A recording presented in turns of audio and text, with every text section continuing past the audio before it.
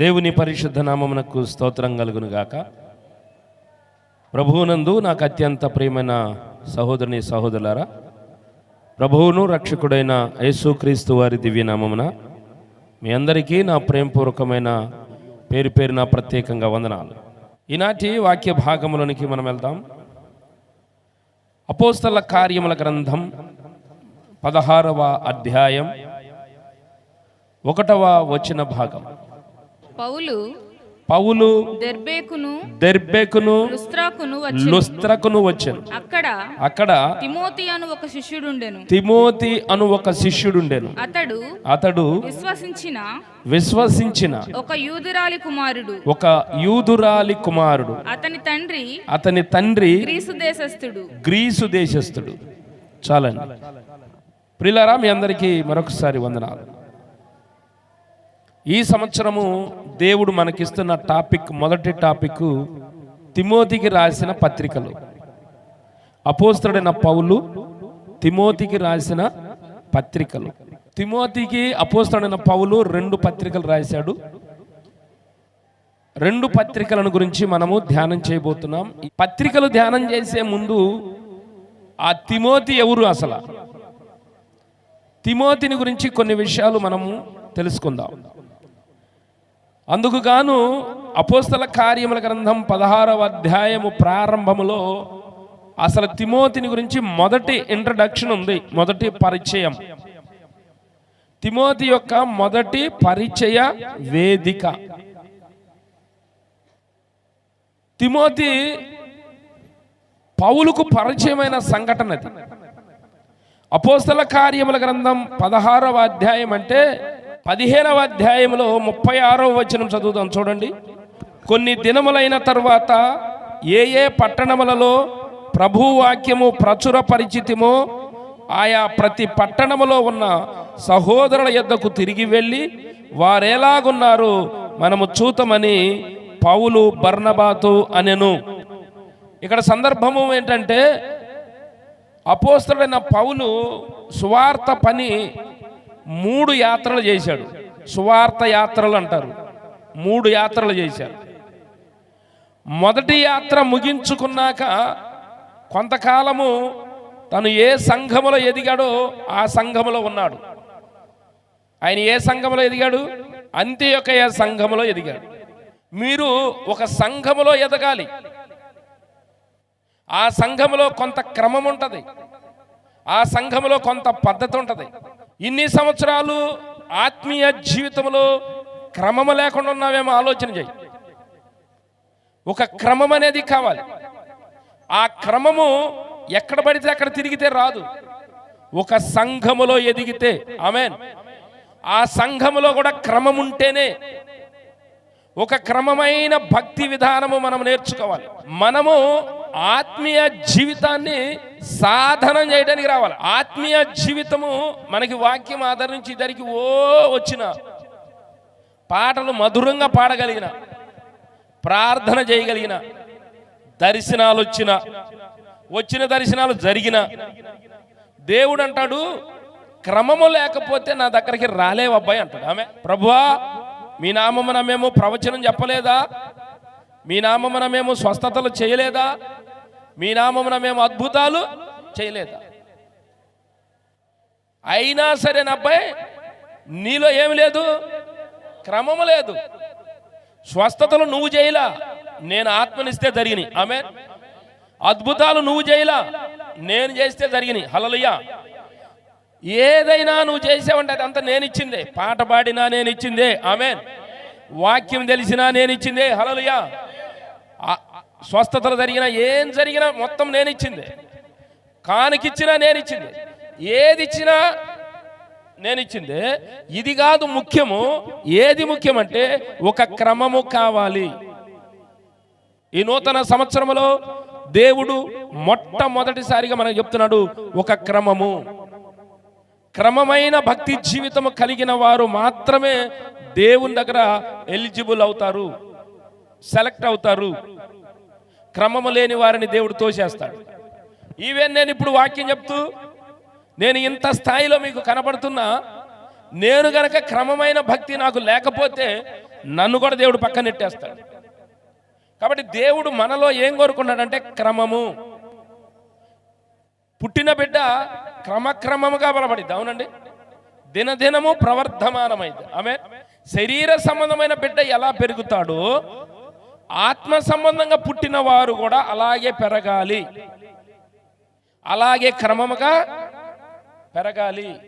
పెరిగి ఎదిగి బలము కలిగిన వారై ఉండాలి. ఎందులో బలం పొందాలండి? దేవుని సంబంధమైన అన్ని విషయాలలో బలం రావాలి. ఆత్మ సంబంధంగా పుట్టిన నువ్వు కూడా బలము పొందుకోవాలి, నువ్వు కూడా ఎదగాలి. స్తోత్రం. పౌలు భక్తుని గురించి ముందు దేవుడు మాట్లాడుతుంది ఏంటంటే, ఆయన ఒక సంఘములో బలపడ్డాడు. ఆ సంఘము అంతియొకయ సంఘము. ఏ సంఘం చెప్పండి? అంటే అంతియొకయ అనేది ఒక పట్టణము. ఏంటది? ఒక పట్టణం. గుల్లపల్లి ఎలాగో అలాగే అంతియొకయ అనేది ఒక పట్టణం. ఇది ఎక్కడుంది? సిరియా దేశంలో ఉంది. రైట్. అంతియొకయ అనే ఊరిలో ఉన్న సంఘంలో పౌలు చేరాడు. క్రమంగా ఆ సంఘాల ఆరాధనలకు అటెండ్ అయ్యాడు.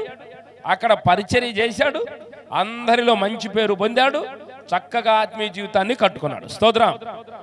ఎవరైతే దేవుడు కావాలని కోరుకుంటారో, ఎవరైతే దేవుని బిడ్డగా బ్రతకాలని ఆలోచన చేస్తారో, వారికి ఉండాల్సిన ప్రప్రథమమైన లక్షణం ఏంటంటే ఒక మంచి ఆత్మీయ సంఘములో చేరాలి. ఆమేన్. ఆ ఆత్మీయ సంఘములో ఉన్న క్రమం ప్రకారము భక్తి జీవితాన్ని అలవర్చుకోవాలి. మేలులు ఎప్పుడైనా జరుగుతాయండి, అద్భుతాలు ఎప్పుడైనా జరుగుతాయి, స్వస్థతలు ఎప్పుడైనా జరుగుతాయి. ఇది ఒక పార్ట్ మాత్రమే, కానీ ఇదే పరిపూర్ణము కాదు. ఇది వన్ ఆఫ్ ద పార్ట్. అది ఒక పార్ట్. అదే గొప్పది అన్నట్టు వెళ్ళమాకండి. ఏం చేస్తున్నారు? ఎక్కడ మేలు జరిగితే అక్కడికి వెళ్తున్నారు, అక్కడ జరగకపోతే ఇంకో చోటకి వెళ్తున్నారు, అక్కడ జరగకపోతే ఇంకో చోటకి వెళ్తున్నారు. ఇది కాదు దేవుడికి కావాల్సింది. దేవుడు నీ నుండి నా నుండి ఈ నూతన సంవత్సరంలో ముందు కోరుకుంటుంది ఏంటంటే ఒక క్రమమైన భక్తి జీవితానికి నువ్వు రావాలి. ఆమేన్. కాబట్టి పౌలు అంతియొకయలో చేరినాక కొన్ని సంవత్సరాలు ఆ సంఘంలో పెరిగాడండి. నమ్మకంగా పెరిగాడు. సంఘంలో ఉన్న విశ్వాసులందరిలో మంచి పేరు సంపాదించుకున్నాడు. కనుక పౌలు సంఘములోకి వెళుతూ సంఘ క్రమాల్లో పాల్గొంటూ అందరితో మంచిగా మాట్లాడుతూ సమాధానము కలిగి తనను తాను తగ్గించుకుంటూ పరిచర్య చేస్తూ సంవత్సరాల తరబడి ఆ అంతియొకయ సంఘములో ఉన్నాడు. కాబట్టి పౌలు యొక్క జీవితంలో మొదట మనకు నేర్పుతున్న పాఠం ఏంటంటే నీకొక సంఘం ఉండాలి, ఆత్మీయ సంఘము ఉండాలి. ఆ సంఘములో క్రమముగా నువ్వు ఆరాధన చేయాలి. ఆమె నిన్ను ఒక మంచి ఆత్మీయుడిగా, ఒక మంచి పౌరుడిగా తీర్చిదిద్దేది ఆత్మీయ సంఘం ఒకటే. అలా తయారైనటువంటి పౌల్ని చూసి ఈయన రెడీ అయ్యాడని దేవుడు అన్ని అప్పుడు ఆయనకి అప్పగించాడు సేవ. ఏ మనుషుడికైనా సేవిస్తాడు, గుర్తుపెట్టుకోండి. ఏ మనుషుడి చేత అయినానో దేవుడు సేవ చేయించుకుంటాడు, గుర్తుపెట్టుకోండి. దానికంటే ముందు ఆ మనుషుడు రెడీ అవ్వాలి. అంతేనండి. ఉద్యోగం కావాలన్నా ఏం కావాలి చెప్పండి? ఖచ్చితంగా క్వాలిఫికేషన్ ఉండాలా వద్దా? క్వాలిఫికేషన్ తగ్గట్టు వీళ్ళు చదువుకోవాలా వద్దా? దానికి సంబంధించిన మార్కులు సంపాదించుకోవాలా వద్దా? అక్కడ వరకే పరిమితమని. ఆధ్యాత్మిక జీవితంలో కూడా నిన్ను కూడా దేవుడు సేవకుని చెయ్యాలి అంటే నువ్వు ఒక సంఘంలో చేరాలి, క్రమమైన భక్తి జీవితం నేర్చుకోవాలి.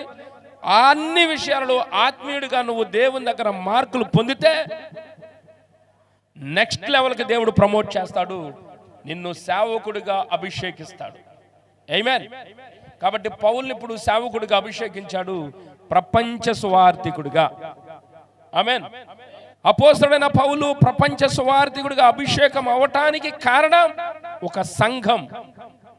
నీ భవిష్యత్తు ఎట్లా ఉంటుందో ఇప్పుడు తెలియదు నీకు ఇప్పుడు ఏమీ లేనట్టుంటుంది, నిన్ను ఊరినే కూర్చోబెట్టినట్టు ఉంటుంది, లేదా నీ చేత ఏదో పని చేపిస్తున్నట్టు ఉంటుంది. కానీ నువ్వు చేస్తుంది దేవుని పని, కానీ నువ్వు ఉంది దేవుని సన్నిధిలో, కానీ నువ్వు ఉంటుంది దేవుని మాటలు. దేవుడు తగిన కాలమందు నువ్వు సరిగా రెడీ అయి ఉంటే నిన్ను బలపరుస్తాడు. ఆమేన్. నీ ముందున్న సేవకుడు కొద్దిలోనే ఉండొచ్చు, కానీ నిన్ను అత్యున్నతమైన స్థాయిలోకి తీసుకెళ్ళచ్చు. అది పౌలు మనకు నేర్పుతున్న పాఠం. అలా రెడీ అయిన పౌలు దేవుడు ప్రణాళిక ప్రకారం ఒక సువార్త యాత్ర చేసేచ్చాడు. మొత్తం తిరిగి వచ్చాడు. మొదటి సువార్త చాలా ఏరియాలు సువార్త ప్రకటించేసి మళ్ళీ తిరిగి అంతియోకైకి వచ్చాడు. ఈ రోజున 4 మాటలు చెప్పడం అలవాటు అయిందంటే వెళ్ళిపోతారు సంఘం నుంచి. ఈ రోజున 4 మాటలు చెప్పడం అలవాటైందంటే, వాక్యం చెప్పడం అలవాటైందంటే వెళ్ళిపోతారు. చాలా సంఘాల్లో జరుగుతుంది. కానీ ఎప్పుడు కూడా ఆత్మీయ సంఘాన్ని వదిలిపెట్టకూడదు. నువ్వు ఎంత స్థాయికి వెళ్ళినా సరే, పౌలులో నుండి దేవుడు నేర్పుతున్న రెండవ పాఠం, నువ్వు ఒక స్థాయికి వెళ్ళాలంటే యవనస్తులారా గుర్తుపెట్టుకోండి, నువ్వు దేవుని దగ్గర ఉండే నమ్మకత్వాన్ని బట్టే నిన్ను బ్లెస్ చేస్తాడు. నువ్వు దేవుని క్రమం ప్రకారం నడుచుకునే విధానం ఉంటేనే దేవుడు బ్లెస్ చేస్తాడు. నీకు అన్ని విధాల ఆత్మ సంబంధమైన హంగులు ఏర్పడితేనే నిన్ను నెక్స్ట్ లెవెల్కి ప్రమోట్ చేస్తాడు. ఒక మనుషుడు ప్రమోట్ చేయడం అది నెగ్గదు కూడా. అలా ప్రమోట్ అయినటువంటి నీవు ఏ స్థాయిలో ఉన్నా నిన్ను కని పెంచిన ఆత్మీయ సంఘాన్ని మాత్రం నువ్వు వదిలిపెట్టనే. అందుకు పౌలు చెప్తున్నాడు, సువార్త యాత్ర మొత్తం చేసి మళ్ళీ అంతియోకైకి వచ్చాడు. ఆమేన్. అంతియోకయ సంఘంలో మళ్ళీ కొన్నాళ్ళు ఉన్నాడు. కొన్నాళ్ళు ఉన్నాక మళ్ళీ దేవుని ఆత్మ పౌలులో కదులుతుంది. ఏమన్నాడు చూడండి, కొన్ని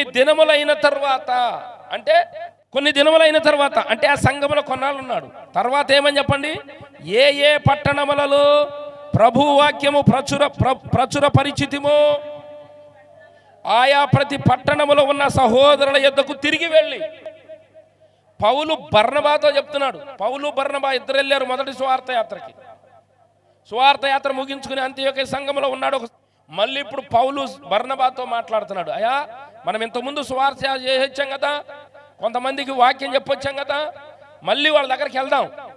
వాళ్ళు ఎట్లా ఉన్నారో, ఇప్పుడు ఆత్మీయంగా బలపడ్డారు, వెనకబడిపోయారు, వారు ఎలా ఉన్నారో ఒకసారి యోగక్షేమాలు అడిగి మళ్ళీ వాళ్ళను బలపరిచి తిరిగి వద్దామని పౌలు బర్నబాతో చెప్తున్నాడు సంఘటన. ఆమేన్. అలా చెప్పి ఇప్పుడు రెండవ సువార్త యాత్ర ప్రారంభించాడు. 16వ అధ్యాయం అది అన్నమాట. ఏమండి, అపోస్తల కార్యముల గ్రంథం 16వ అధ్యాయం యొక్క ఇతివృత్తాంతం నేను మీకు చెప్తున్నా. రెండవ సువార్త యాత్ర ప్రారంభమైంది. ఇప్పుడు రెండవ సువార్త యాత్రలో ఏ ప్రాంతానికి వెళ్ళాడు? దెర్బేకును లుస్త్రాకును వెళ్ళాడు. ఏమైందంట లుస్త్రాకి వెళ్తే, అక్కడ ఒక తిమోతి అనే ఒక శిష్యుడు ఉన్నాడు. శిష్యుడు ఎవరికి శిష్యుడినా? ఎవరికి శిష్యుడి తిమోతి? తిమోతి ఎవరి శిష్యుడు? శిష్యుడు అంటే క్రీస్తుని వెంబడించిన వారు. ఆమేన్. శిష్యుడు అంటే ఎవరు? క్రీస్తుని వెంబడించేవాడు. క్రీస్తుని వెంబడించిన వారందరినీ శిష్యులు అన్నారు. క్రీస్తును నమ్మిన వారిని అందరినీ శిష్యులు అన్నారు. అందుకు మత్తయి సువార్త 28వ అధ్యాయము 19వ వచనం, కాబట్టి మీరు వెళ్ళి సమస్త జనులను శిష్యులనుగా చేయండి. తిమోతి అని ఒక శిష్యుడు ఉన్నాడు అంటే అర్థం ఏంటి చెప్పండి? తిమోతి యేసుక్రీస్తుని నమ్ముకుని ఉన్నాడు. యేసుక్రీస్తుని నమ్ముకున్న వారిని అందరిని ఏమన్నారు చెప్పండి? శిష్యులు అన్నారు. మనం ఎవరుమే? అంతే. క్రైస్తవులు అనే పేరు తర్వాత వచ్చింది. క్రీస్తుని నమ్ముకున్న వారందరూ క్రీస్తుకి శిష్యులు. క్రీస్తు గురువు గారు. తిమోతి అని ఒక శిష్యుడు ఉండెను. అతడు విశ్వసించిన ఒక యూదురాలి కుమారుడు. ఆగండి, ఈయన తల్లే విశ్వాసి. ఎంత విశ్వాసో చూడండి. తిమోతికి రాసిన 2వ పత్రిక 1వ అధ్యాయం 4వ వచనం, నీ యందున్న నిష్కపటమైన విశ్వాసమును, ఇక్కడ చూడండి, నీ యందున్న నిష్కపటమైన విశ్వాసమును జ్ఞాపకము చేసుకొని నా పితురాచార ప్రకారము నిర్మలమైన మనస్సాక్షితో నేను సేవించుచున్న దేవుని ఎడల కృతజ్ఞుడనై ఉన్నాను. ఆ విశ్వాసము మొదట నీ అవ్వ అయిన లోయలోను నీ తల్లి అయిన యునికేలోను వసించెను. చూడండి, అపోస్తలుడైన పౌలు తిమోతిని గురించి మాట్లాడుతున్నాడు. తిమోతిని గురించి మాట్లాడుతూ ఏమన్నాడంటే నిష్కపటమైన విశ్వాసం. ఏ విశ్వాసం ఇది? నిష్కపటమైన విశ్వాసం తిమోతిలో ఉందంట. మనలో విశ్వాసం ఉన్నది, కానీ ఆ విశ్వాసం ఏమైనది? తిమోతిలో విశ్వాసం ఉన్నది, అది నిష్కపటమైనది. నిష్కపటమైనది అంటే కపటము లేనిది. నీ హృదయంలో గనక కపటం ఉందనుకో, నువ్వు దేవునికి అసహ్యుడు అంతే. నీ విశ్వాసము ఏమైనది? కపటమైందా, నిష్కపటమైందా? ఇప్పుడు నువ్వు ప్రార్థనకి వెళ్ళేటప్పుడు నువ్వు కపట హృదయం అనేది నీలో నుండి తీసేసుకోవాలి. కపట హృదయంతో నువ్వు ఎంతకాలం ప్రార్థన చేసినా గుర్తుపెట్టుకోండి, కపట హృదయము కలిగి ఉండి ఒకవేళ నేను వాక్యం చెప్పినా మనిద్దరం దేవుని దగ్గరికి వెళ్ళాలి. మనిద్దరి ప్రయాసం ఏంది? మన దేవుని దగ్గరికి వెళ్ళాలి. ఆమేన్. దేవుని దగ్గర గౌరవించబడాలి. హల్లెలూయా. దేవుని చేత సన్మానించబడాలి. ఆమేన్. దేవుని రాజ్యంలో చేరాలి. ఇదే గోల్, ఇంకేం లేదు గోల్ మనకి. విద్యార్థికి ఒక గోల్ ఉంటుంది. నువ్వు పెద్ద అయ్యాక ఏమవుతావంటే, కొంతమందికి అసలు దాని మీద దృష్టి ఉండదు. మంచిగా ఆలోచించాల, గొప్పగా ఆలోచించాల. నువ్వేమవుతావమ్మా పెద్ద అయినాకంటే టక్మని చెప్పాలా. నువ్వు ఇంజనీర్ అవ్వాలనుకున్నావో, డాక్టర్ అవ్వాలనుకున్నావో, లేదా ఇంకొకటి అవ్వాలనుకో, whatever it may be, నీకు ఆ కోరిక అనేది ఉంటే దాన్ని సాధించాలన్న ఆశ నీకు పుట్టిద్ది. ఆ ఆశలో నుండి నువ్వు కష్టపడడం ప్రారంభిస్తావు. నీకు కోరిక లేదనుకో, నువ్వు కష్టపడవే కాదు. ఇట్స్ గోయింగ్ ఆన్, మెల్లిగా వెళ్తూ ఉంటుంది అంతే. అది చదువైనా, పని అయినా, వ్యాపారమైనా, సేవ అయినా, ఇంకొకటైనా. ఆలోచన చేయండి ప్రియ దేవుని బిడ్డలారా, నీ జీవితంలో ఒక గోల్ అనేది ఉండాలి, ఒక లక్ష్యం ఉండాలి. నేను ఈ స్థాయికి వెళ్ళాలని లక్ష్యం ఉండాలి. సంవత్సరం ఆరంభంలో దేవుడు చెప్తున్నాడు, ఇన్నాళ్ళు నువ్వు ఎలా ఉన్నావో తీసేయి, ఈ 2025వ సంవత్సరం ముగిసే నాటికి ఇదిగో ప్రభు నేను ఎట్లుండాలి, ఇదిగో ప్రభు నాకు గర్భఫలం రావాలి, ఇదిగో ప్రభు నా వ్యాపారం వర్ధిల్లాలి, ఇదిగో ప్రభు నా సేవ గొప్పదవ్వాలి, ఇదిగో ప్రభు నేను ఎలా వెళ్ళాలి. ఇది గోల్. ఇంతకుముందు ఎలాగొచ్చిన మార్కులు తీసాయి, ఇప్పుడు ఇలాగ రావటానికి లేదు. ఇంతకంటే ఎక్కువ మార్కులు నేను సంపాదించాలి, ఫస్ట్ క్లాస్ సంపాదించాలి, నేను ప్రథమ శ్రేణిలో ఉండాలి. ఆ గోల్ ఇంపార్టెంట్. ఆ గోల్ అనేది నువ్వు పెట్టుకుంటే, దాని కొరకు నువ్వు ప్రయాసపడితే 100% నువ్వు సక్సెస్ అవుతావు. దేవుడు ఊరినే ఉన్నాడా? ఆయన చేతులు కుర్చైపోయినా నిన్ను ఆశీర్వదించలేడా? నీ వ్యాధిని తీసేయలేడా? నీ రోగము కుదర్చలేడా? నీ సమస్యలు తీసేయలేడా?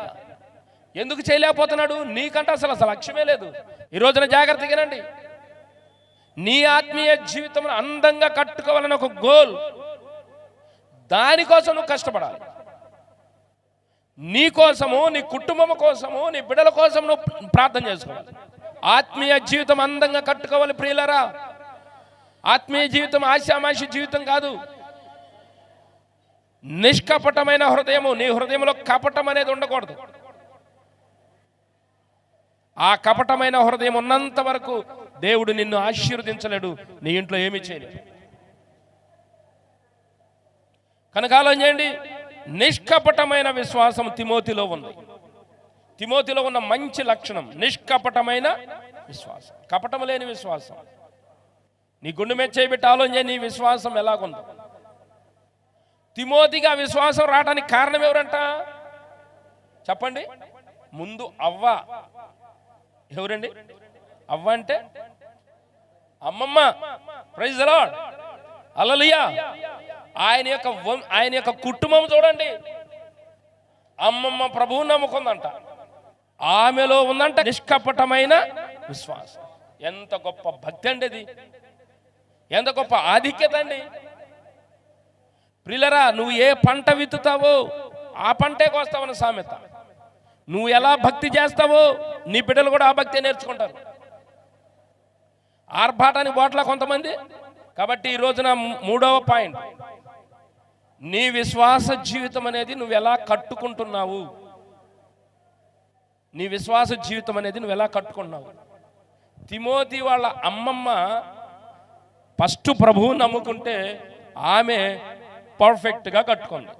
ఏ కపటము లేకుండా విశ్వాసికి ఉండాల్సిన లక్షణాలన్నీ ఆమెలో ఉన్నవి. ఆమెను చూసి వాళ్ళ అమ్మ నేర్చుకుంది. వాళ్ళ అమ్మ దగ్గర నుంచి తిమోతికి వచ్చింది. స్తోత్రం.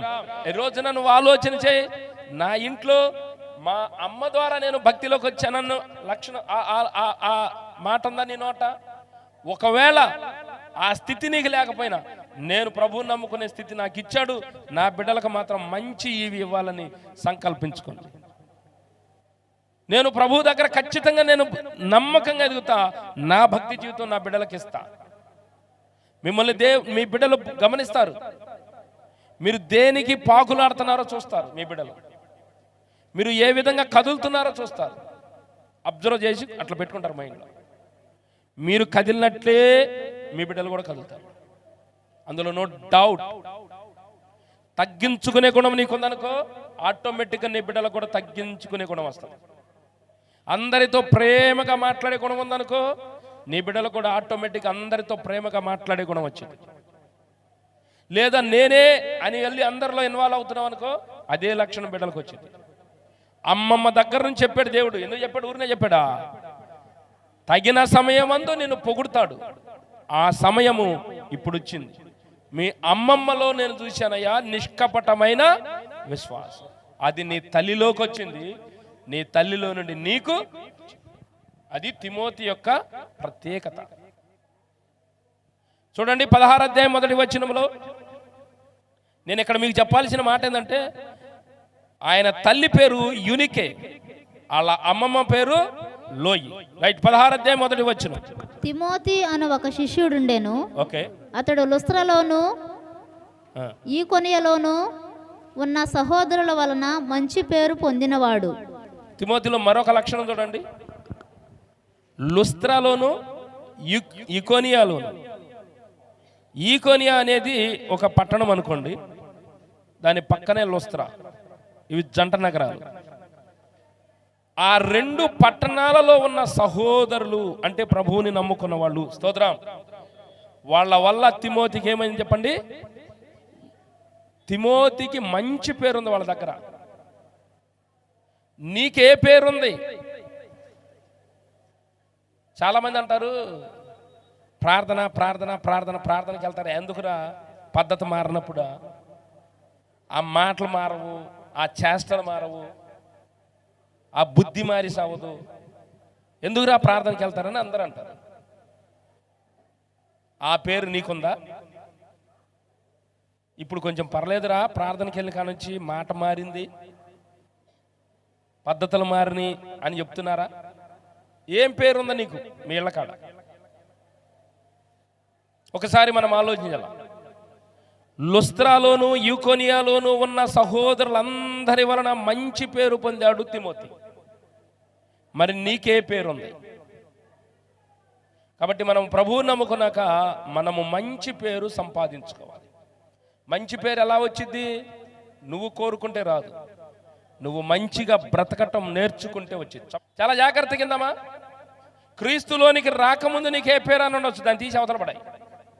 క్రీస్తులోనికి రాకముందు నువ్వు ఎలా అయినా బ్రతకొచ్చు, దాన్ని తీసి అవతల పడాయి. ఈ మనుషులు దాన్ని ఎత్తుతారేమో కానీ దేవుడు ఎత్తడు. స్తోత్రం. వన్స్ నువ్వు ప్రభువు దగ్గరకు వచ్చి నీ పాపాలు ఒప్పుకుంటే, నువ్వు ఎంత ఘోర పాపివైనా ఆ పాపాలను దేవుడు క్షమిస్తాడు. అవి ఇసిరి సముద్రంలో పడేస్తాడు. ఇక నెన్నటికి అవి దేవుడు జ్ఞాపకం చేసుకొనే. కానీ మనుషులు దీన్ని జ్ఞాపకం చేసుకుంటారు. ఆడట్టడు, ఆమె అట్టాడిది, ఇక అదే భజన. ఎందుకంటే వాడి బుద్ధి అదే కాబట్టి అది. కానీ దేవుడైతే నిన్ను పవిత్రపరిచాడంటే ఇక నువ్వు పవిత్రురాలువే. దేవుడు నిన్ను పరిశుద్ధపరిచాడంటే నువ్వు పరిశుద్ధుడివే. దేవుడు మళ్ళీ అంటున్నాడు, నేను పరిశుద్ధపరిచిన దానిని నీవు అపవిత్రమనకూడదు. అపోస్తల కార్యాలు 10వ అధ్యాయం 17వ వచనం. దేవుడు పవిత్రము చేసిన వాటిని నీవు నిషిద్ధమైన వాటినిగా ఎంచవద్దని మరలా రెండవ మారు ఆ శబ్దము అతనికి వినబడెను. పేతురుతో దేవుడు చెప్తున్నాడు, నేను పరిశుద్ధపరిచాను, వాటిని నిషిద్ధమని నీవు. మనమైనా సరే మన సహోదరుని కలుసుకున్నప్పుడు దేవుడు అన్నాడు, ఆమె పాపములు ఒప్పుకుంది, ఆమె నా రక్తంలో కడగబడింది, ఆమె పరిశుద్ధురాలైంది, ఇక ఆమె పవిత్రురాలు అంతే. నువ్వు ఆమెను అలాగే చూడాలి, ఆ సహోదరుని నువ్వు అలాగే చూడాలి. స్తోత్రం. ఆమెను అలాగే చూడాలి, అతన్ని అలాగే చూడాలి. క్రైస్తవులకు ఉండాల్సిన లక్షణం అది. బయట మనల్ని ఎన్ని రకాలుగా మాట్లాడుకున్నారో వాళ్ళు తీసి పక్కన పెట్టండి. మొదట మన ప్రవర్తన మారాలి. రెండన్నాడు, నీ సహోదరులతో నువ్వు ఎలా ఉండాలంటే, వాళ్ళను నేను క్షమించాను కాబట్టి నువ్వు వాళ్ళని పవిత్రులుగానే చూడాలి. ఇక వాళ్ళ లోపాలు నువ్వు ఎతకనే, అలా ఎతికే లక్షణం నీకుందంటే నువ్వు దేవునికి వ్యతిరేకమైన పని చేస్తున్నావు అని గుర్తుపెట్టుకో. మారు మనసు పొంది పాపాలు ఒప్పుకుని బాప్తిజం పొందిన వాళ్ళను దేవుడు అంటున్నాడు, నేను పవిత్రపరిచేశాను, నేను కడిగేశాను, వాళ్ళ మీద చిన్నంత దుమ్ము కూడా లేకుండా చేసేసాను. వాళ్ళు పరిశుద్ధులుగా ఉన్నారంతే. నా దృష్టిలో నేను తీర్మానం చేశాను, నువ్వు నా బిడ్డవైతే, నువ్వు నన్ను నమ్ముకునుంటే నేను చూసినట్టే నువ్వు చూడాలి. స్తోత్రం. హల్లెలూయా. నీ చూపు మళ్ళీ మారకూడదు, నీ ఆలోచన మారకూడదు, వాళ్ళ విషయంలో నీ తలంపులు రాకూడదు. అట్లా వాళ్ళ గురించి ఎక్కడ కూడా నువ్వు అలా మాట్లాడకూడదు. నువ్వు నా బిడ్డగా ఉండాలని ఆశపడితే ఈ రోజు నుంచి ఆ లక్షణం నీకు రావాలి. నువ్వు ఒకవేళ ఏ సేవకుడైనా, ఏ విశ్వాసినైనా నువ్వు ఒకవేళ దుయ్యబడుతుంటే, వాళ్ళ గతంలో చేసిన పాపాలు ఎత్తుతుంటే, దేవుడు అన్నాడు, నేను పవిత్రపరిచా, నువ్వు నిషిద్ధమన్న మాట నీ నోట రాకూడదు. ఆమేన్, ఆమేన్, ఆమేన్. దేవుడు మనం దీవించునుగా. కాబట్టి ఒక మంచి పేరు తిమోతికి ఉందంటే తన యొక్క నడవడిక అలాగ. అమ్మ దగ్గర నుంచి దగ్గరగా ఉండి చూసి బాల్యం నుండి నేర్చుకున్నాడు గనక తిమోతికి చుట్టుపక్కల అందరిలో మంచి పేరు వచ్చింది. స్తోత్రం కలుగును గాక. హల్లెలూయా. ఈ రోజున గుండె మీద చేసి ఆలోచన, నీకు మంచి పేరు ఉందా లేదా? నీకు మంచి పేరు ఉందా లేదా? నీ ప్రవర్తన మంచిగా ఉందా లేదా? నీ పద్ధతి మంచిగా ఉందా లేదా? ఈ మంచి పేరు సంపాదించుకోమని దేవుడు చెప్తున్నాడు. జెఫన్యా గ్రంథంలో అన్నాడు, నీకు మంచి పేరును ఖ్యాతిని నేను కలుగు చేశాను. చూడండి జెఫన్యా గ్రంథం 3వ అధ్యాయం 20వ వచనంలో చివరి భాగం. నిజముగా భూమి మీదనున్న జనులందరి దృష్టికి నేను మీకు ఖ్యాతిని మంచి పేరును తెప్పింతును. యెహోవా వాక్కు. దేవుడు తన నమ్ముకున్న బిడ్డ అందరి మీద దృష్టి పెట్టాడండి. ఈరోజు నీ మీద, నా మీద దేవుడు దృష్టి పెట్టాడు. వినండి, దృష్టి పెట్టి నీకేమేమి ఇవ్వాలని ఎదురు చూస్తున్నాడు.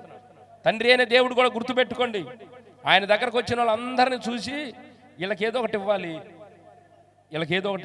వీళ్ళని సంతోషపరచాలి, వీళ్ళకి మంచి చేయాలని దేవుడు అనుకుంటాడు. ఆ చూసే విధానంలో ఇది ఇక్కడ ఉంది చూడండి. నేను మీకు ఇచ్చేది ఏంటంటే మంచి పేరును ఖ్యాతిని కలుగు చేస్తా. నీకు మంచి పేరు ఖ్యాతి కావాలంటే ఏం కావాలంటే నీ ప్రవర్తనే, నీ యాటిట్యూడే, నీ విధి విధానమే. మొదట ఒక క్రమమైన భక్తి జీవితం, సంఘములోకి వచ్చి సంఘ క్రమాల్లో పాల్గొని సంఘములో చెప్పే బోధ వింటూ దాని ప్రకారం నీ జీవితాన్ని మార్చుకుంటూ నువ్వంటూ ఒక మంచి జీవితాన్ని ఆరంభించాలి. నీతోనే ప్రారంభం కావాలి మంచి. నీతోనే ప్రారంభం కావాలి మంచి.